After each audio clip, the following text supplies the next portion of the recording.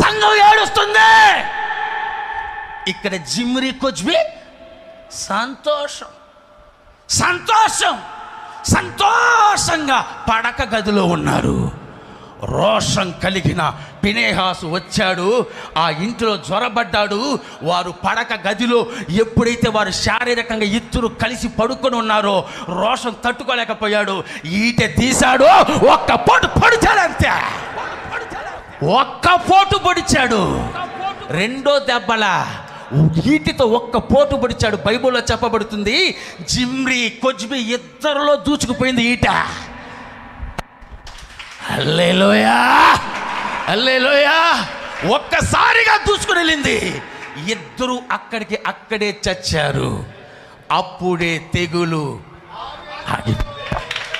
హల్లెలూయా, హల్లెలూయా.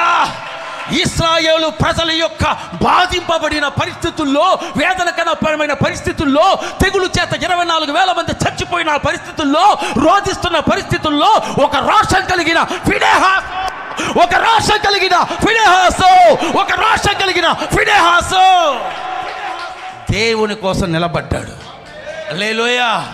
బైబిల్లో ఉంది, లేచి లేచి దేవునికి రోషం కలిగిన ఫినెహాసులు లేవాలి. దేవుని కొరకు ఫినెహాసులు లేవాలి.